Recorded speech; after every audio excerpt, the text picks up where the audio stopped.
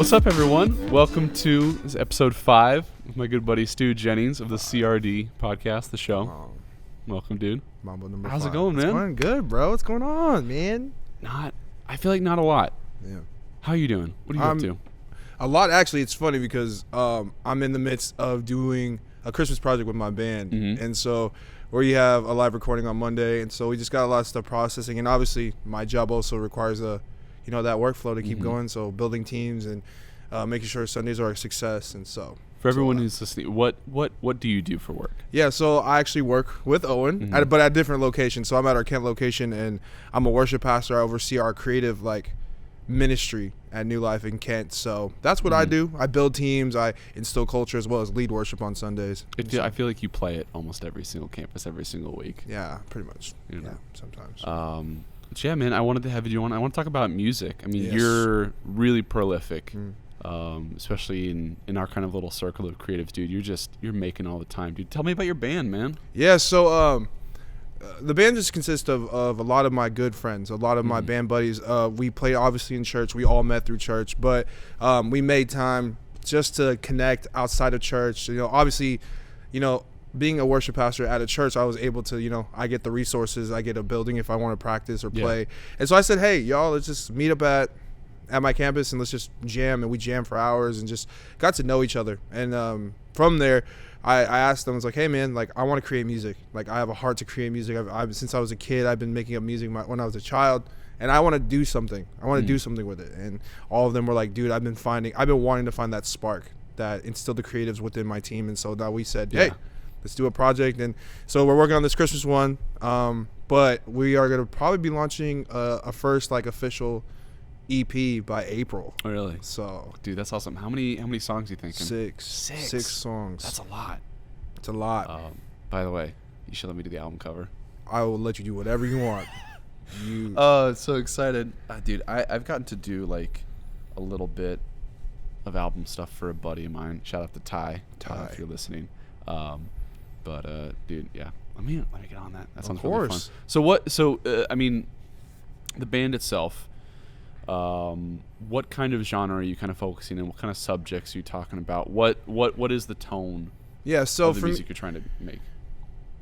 We obviously, for me personally, I've always loved the worship realm. That's where I stem from. Yeah. I think that the beauty of it though, as we're doing worship, we're doing a few worship songs, but we do want to connect with our creative when it comes to vibiness, kind of inspired by Laney, the 1975. We want to get kind of into that because we have kids, not kids, but we got cats on my team that just love vibe music. And so and I love it. I've never really sang on him, but it's awesome. I've always been a big fan. It's Matt Healy, I think his name, from 1975 is a lyrical genius. I'd say your structure is very traditional. I mean, bass, guitar, drums, vocals, very basic, straightforward. Very basic. Yeah. Maybe an oboe. Any keys? Yeah, we have keys. Okay. We got keys too as well. A violin maybe. No, I'm just kidding. Dude, you got to bring in strings and brass at some point. Find a trumpet player or a trombone. Yeah. That'd be fun. Ooh, mandolin. Shoot, going all in. Man. Yeah. Dude, who mixes and produces? Mixing producers right now. His name is David Kelly. He actually, it's funny. He works at New Life as well. He works at our Maple Valley Covington campus, but he has been mixing for Snoop Dogg, some other people back in the day when he was in LA. And so he did a lot of big projects, and me and him, our relationship is very strong, and he really believes in me. He's like, hey, any of the mixing and mastering needs to come through me. I got you. Make sure I'll dial everything in. And I was like, bet. And that's so awesome. The beauty of our band, it's more of a movement now because we have photographers in our group, we have videographers in our group, we have people that mix, audio engineers, and so you got a full creative suite of people. You're not lacking for anything. Yeah, what's its name, by the way? Yeah, so we're Selah Music. So obviously it's still music. Selah. Okay. It's a Hebrew word. Okay. It actually has no definite meaning, but it entails in the Bible where it talks about it's amen or pause. For me personally, the word Selah, the word pause, in a ministry context, there's never times of stopping. There's always constantly going. And this band and this movement that we've developed is a way for me to pause and actually focus on things that I love. That's interesting. Music. I've actually gotten a lot into video editing and stuff like that, and just having fun and just pausing and just focus on yourself and just enjoy the things that I don't want to be too churchy, but like enjoy the things that God has given us, the talents, all this stuff. And so it inspired me just to push my stuff, push like the things that I'm passionate about. So I mean, actually, that's an awesome segue, because you asked me before the podcast, why did I start this? And for me, it's almost kind of the same thing, where I wanted this space to just kind of go and make something, and not like kind of do what I feel like every young designer does. It's like, I'm gonna do a logo a day, or I'm gonna do like a poster a day, and I'm like, no, let's do some like mixed media content where I have to like structure guests and video and all sorts of social media, like have a kind of a complex process to it, so I can really just to kind of explore that. Like right now, I think the bumps for me are kind of social media. You're the opposite of me. You just put out on social media. You have so much just content across all your stuff. For me, I'm like, I gotta post another thing, 2 posts a day. I may as well like just die and roll over, like, because I just beyond me to do that. But that's kind of the area where I'm like, all right, look, social media is very much a thing. If I want this to be any level of like successful, or even just for the experiment to like really run its course, I need to be putting out on social media. And for me, I haven't kind of found that sweet space between high volume of content and then the quality that I want. I know, that's always the tension. That is always, because I know you and I've seen your work. I mean, you did a lot of our church youth stuff. You've done a lot of things, so it's always been quality over quantity with you. And so, and I agree. Like, I think that's with me. I'm very picky. So like on the same side, on the music side, I have a book full of written lyrics. I think all of them are trash. And a lot of people, so some songwriters are like, just put it out. I'm like, I don't know if that's really true. Like for me, I'm more of a quality guy. And so that's why right now the projects that we come out with in April is literally my whole book, burning it, figuring out a new process. And so we have like 3 songs that definitely are awesome, that I feel like are good enough, that have stuck out. And so like the rest of like the last 3 is kind of like just me and the band need to just plow down and really just focus on the quality instead of just putting stuff out, because I'm not a believer in that. I do believe that you need to like find like your rhythm of how to get your creative out, but constantly posting crap is not really my thing. I feel like a lot of what you do is just kind of documentation. It's just this flow for your thoughts, and I think that's honestly the best kind of content. But when you actually kind of settle down and say, hey, I have a vision for this thing, that's where you kind of get stuck in the weeds of quality versus quantity. And here's the thing: at the end of the day, quality is subjective, and I hate that phrase because that goes against everything I'm trying to do. But quantity has a quality all of its own. So it's and especially in the way I feel like social media works, so it's consistency over everything. So true. Like there has to be a maintained volume. So that's the frustration.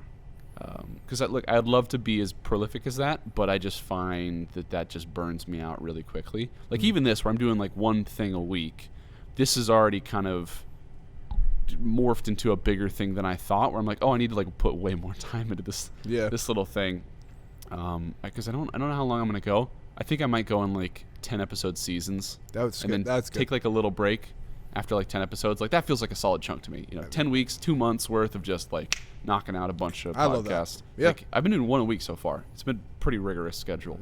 And you're week 5, so that dude, means week 5, we're halfway through the first season. Dude, it's been interesting. Volume 1 coming to an end. No, I'm just kidding. It's almost like I want the first season to be over so I can bury it, revamp everything, and then start again. But it's like, now we're only halfway through.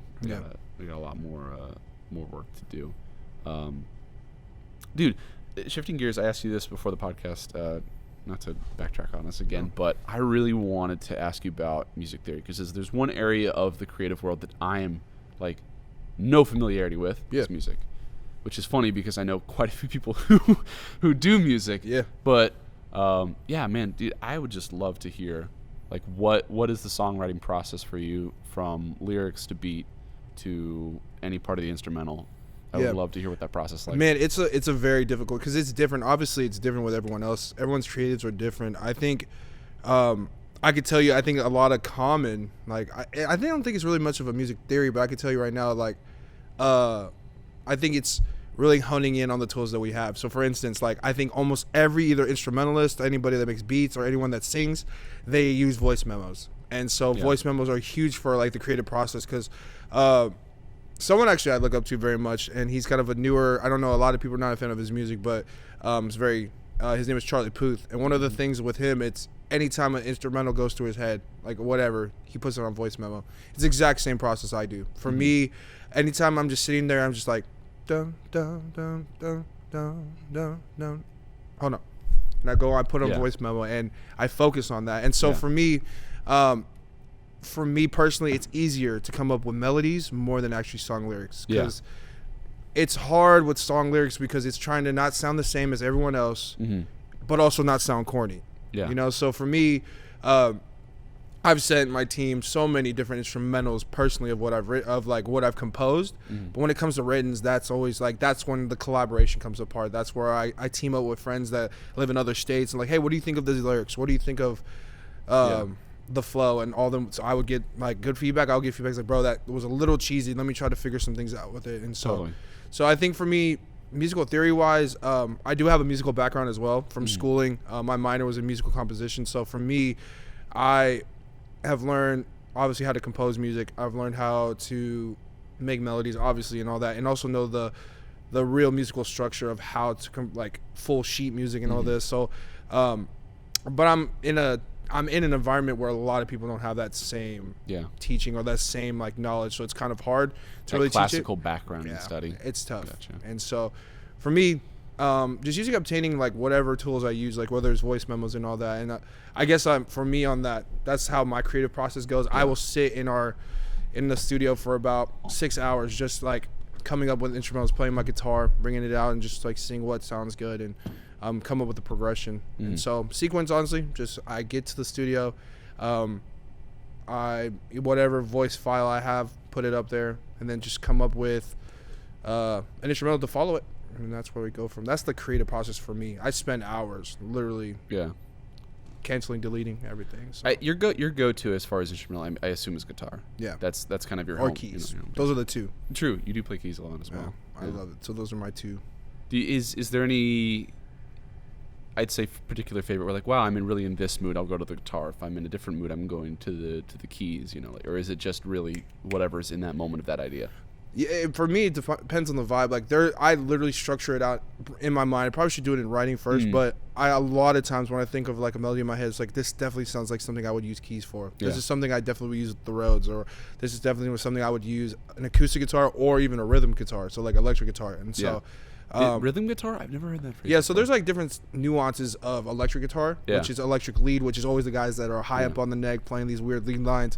And then electric rhythm are the guys that just keep the beat. They follow the rhythm of the bass and the bass drum, and they do a lot of like the cool like low end type stuff. Okay. And so I'm mainly a rhythm guitarist. That's a lot of things I do, using chords and all that stuff. And so and the groove. So that's where that's what it is. So do you ever play bass? Yeah, I play bass too. Okay.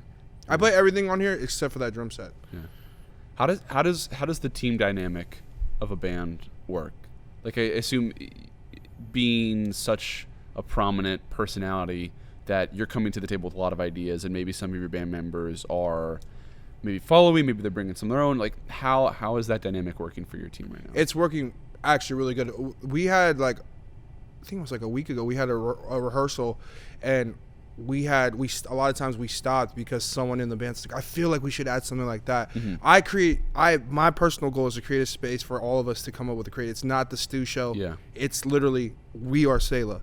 So we stopped like probably, I would say like 10 to 20 times, like stopping because the drummer said, hey, like I feel like I need to add a little fill here, or bass, you should add a little like riff here. And then my guitarist would be like, yeah, I feel like it's a little dead. We need, so like the creative process for that, I give an open space for us to bring our own, like, just doors wide open. Bring your opinions, because I think you're not a creative if you can't do that.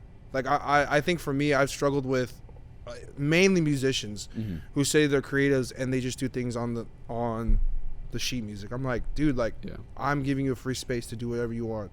So yeah, and I love that, because then rehearsal, as soon as I heard our sound recording, I was like, wow, it sounded perfect, and it sounded like we all put in some type of like input on it. So Gotcha. I mean, I definitely wonder with that, and this is just an outsider's perspective on bands specifically, like with the lead singer being so prominent, I feel like a lot of that kind of stage time and ideation comes from that one person. But it's interesting to see you talk about how it really is a 100% team thing, where each instrument is really pushing the other to bring out the fullest in the music. So that's awesome. I definitely really agree with that holistically. I think that's the only way you can have a killer team in anything. I genuinely can't think of anything in life where you do something alone. Like work, I mean, unless you are a freelancer designing for yourself, you know, you are working on some sort of team, whether it's, you know, the team is you and the client, team is you and your, you know, your band, team is you and your team, you know, depending on what, you know, how big or how small, like you really do have to value the other person, and especially their contributions, because you could just whiff on something super important. Like if your vision, like, you know, if you were writing a song and, you know, in this little segment you really wanted vocals to pop out before anything else, but what that song really needed was, you know, like you said, a better bass fill, a better drum fill, you know, in your control over the situation, it just downgrades how good the potential of that song could be, you know. And I feel like that's just the same with a lot of the process, where if someone has something to contribute, listen, because that person has been thinking something through. Something in their mind has convinced them that there needs a change to be made. That is free energy. That's free ideation. That's a free improvement that someone else is handing to you, that you all can incorporate into, like, the better final project. That honestly changed for me when I realized, like, oh, I don't actually have to do 100% of the work.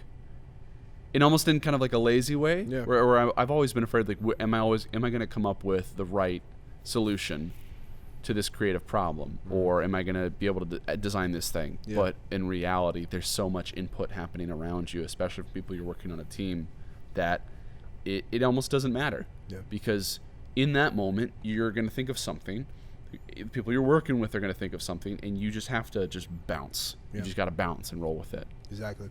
So I agree. And I mean, I actually specifically I wanted to ask you about, you lead a bunch of different teams. You interact with a lot of people on a lot of different levels, either as like peers, like you and me, kind of working on the same kind of staff. Both of us have like volunteer teams. Both of us have like kind of core teams that we lead. I just want to ask, what's your process with leadership? How do you think about bringing out the best in someone if you are in the position of leadership and they are having to listen to you, or if they are peers, you know? What does that look like, kind of shifting gears between all those teams for you? Yeah, man. It's the best R word you can think of. It's relationship, man. I'm going to tell you right now, when a lot of times in church context, a lot of people say that church is relationships, and like, I'm about that. The only reason why people feel valued is because, like, I'm taking the time saying, hey, like, well, like, it's definitely okay. Like, I don't want to get too in detail with this, but it's like, for sure. Yeah, obviously there's a tension with like male and female. Obviously I get it. But there's ways around it. There's ways where you can bring a leader with you and you guys just meet. But like, just honoring people.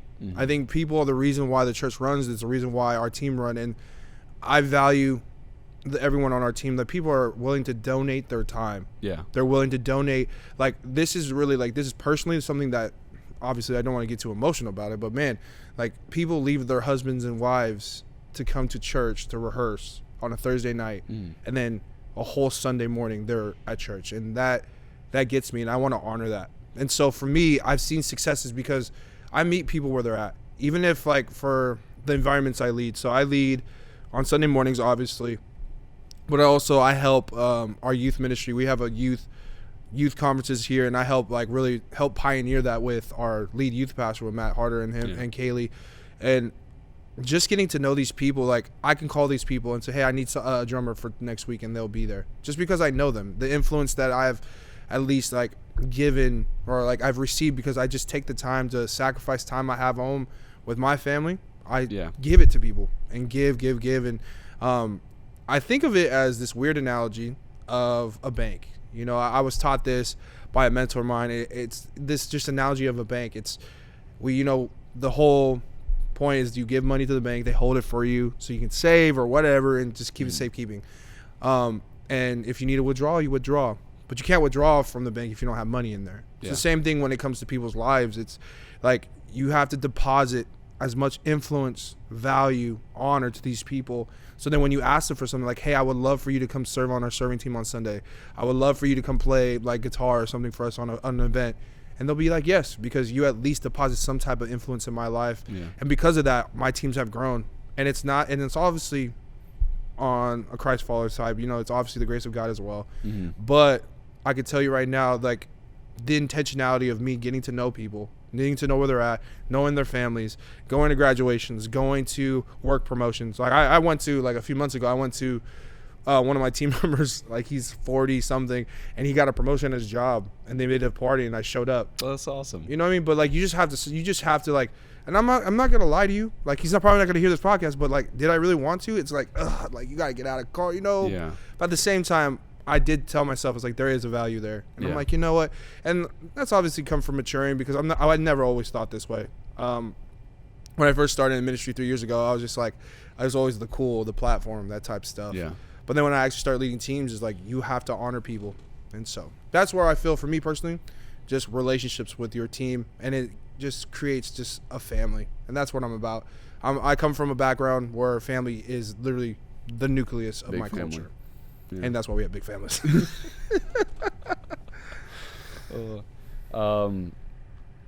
That's awesome, man. I think that's definitely been a core part of my experience, where I'm a very utilitarian kind of guy, and I only really dole out social graces and kind of, like the support and validation when I'm like, yes, that is correct. You did something correct. Awesome.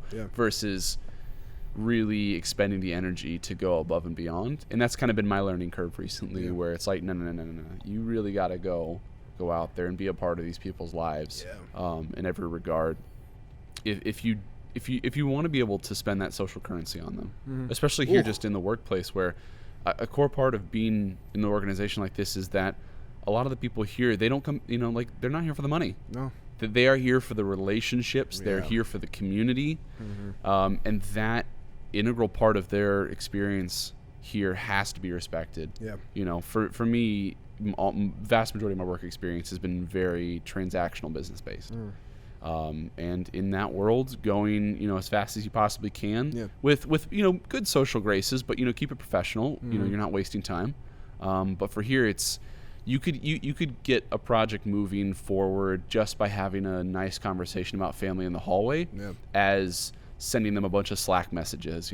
There's such a change in perspective that I've had to have, when I wouldn't even say not dealing with, but like pushing projects and looking for answers. Like there's so much more to have to consider about what's going on socially. But honestly, that's kind of fun. Yeah, it's an interesting challenge, and I definitely enjoy the opportunity to kind of grow in that way, man. Yeah, I think honestly, I think that's what separates a job from a calling. Yeah. You know what I mean? I think for me, when I first took this position, obviously I was like, I lead worship and then I build teams. But I think the beauty of knowing like the calling is that relationships are established. And these are people you do life with. Like one day when I get married, like these people are going to be at my wedding. You know what I mean? So it's like so dope. I think that's the dope part about it. Yeah. When did you start down the music path? Music path. So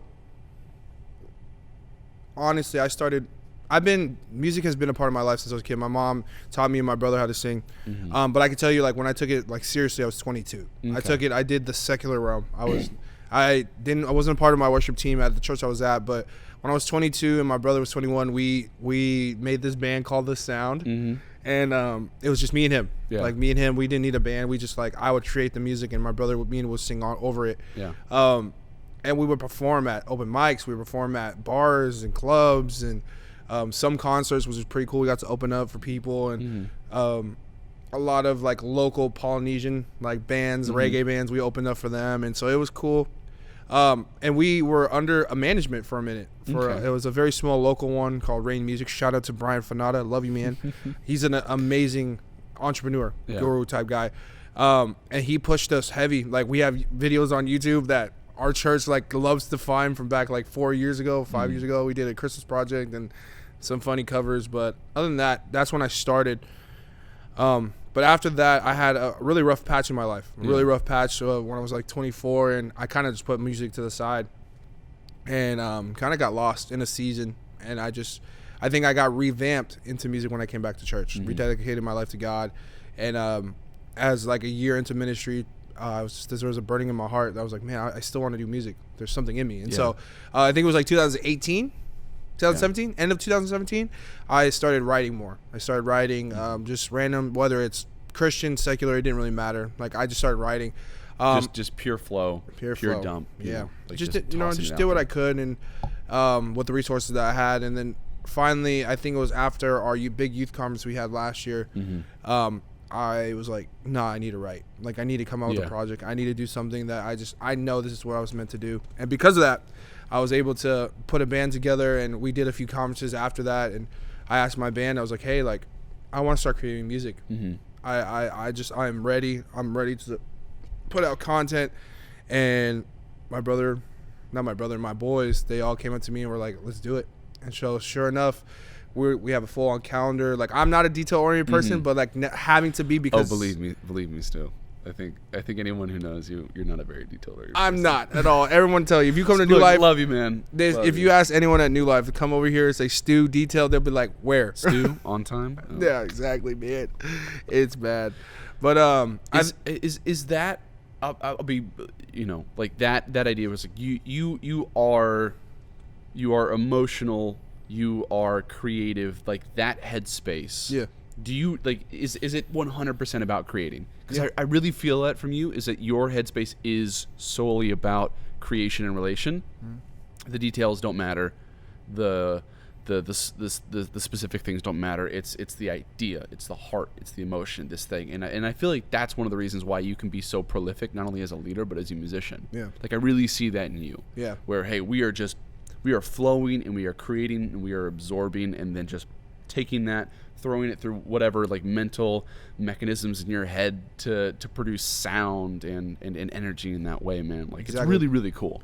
And I think like for me, like it's just, I've never had to deal with details. Like even like context about my life, like I played sports. So it's like, what details do we really have to focus on? Fundamentals? Okay, well I love football. So it's funny because when it comes to ministry stuff, I love ministry. Don't get me wrong. I just think like when it comes to details like interfaces like CCB, stuff like that, I'm like, I just don't want to hear it. I really don't. The back end all the tech side, all the, you're like, then put me in the room with a bunch, like you're like, look, let me go to the room where a bunch of people are, and let's play some music. Yeah, and then when it comes to like the only time the detail oriented Stu comes out, which is literally the only thing, is if you have a Pro Tools session, like Ableton, things set up, and then like I will go off. It's the tools of your trade. That's the one area. Yeah. And so that's where my details shine, and like my leads have noticed is like, how come you're only detail oriented when it comes to, it's like, I'm sorry. Look, my headspace is dedicated to two things. It's people and music. Yeah. And so I got to do that. That's just how it is. Yeah. And so, and they're understanding about it, but for the most part, that's what it is. And I'm honed in and just making sure that I just like don't let things fall through the cracks. How do you stay in that headspace? Surrounding myself with other creatives. So, and they're not just in this church. So it's like people that have, like, honestly have put out albums. So I have a great friend who lives in Kirkland. He works for Northwest University. Yeah. Him and his band, they've been putting out, they just brought out their second album. But it like inspires me because they're putting stuff out. Yeah. And he's always writing. He's always creating. And so surrounding myself with him, and then surrounding myself with people that don't even do the same thing I do, but they're just in their own headspace, photographers. I have a friend that's a really good photographer who I talk to almost every day. And I asked him, like, what's your creative flow that you do? He's like, well, I always check my presets. I always make sure I dial them in. I always mess, like I put like a mock-up and I just like switch my presets here and there. I'm like, I love that. So what do I need to do? I'm gonna go on my album, or not album, my songbook, and I'm like, okay, I need to tweak things here and there. But like what do we call it? Creatives, like, you do not get secluded just to what you're good at. You need to like surround yourself with creatives that are doing things that are different than you. Because, man, the creative mind is beautiful. Like, what is it? I think one of the coolest things of how I could say that is obviously the television show, but like Criminal Minds, like Reed or something, whatever his name is, the guy the really brainiac guy. Yeah. I love the way he thought. And it's just like, if I had a friend like that, I'd be at his house every day just picking his brain about just like, why did you think that way? What made you, what inspired your thoughts? And so kind of type thing. Yeah, man. Dude, it's been a lot of fun. Thank you for coming on the podcast. It was dope. Oh. Number 5. I'll catch y'all later. Bye. Yay!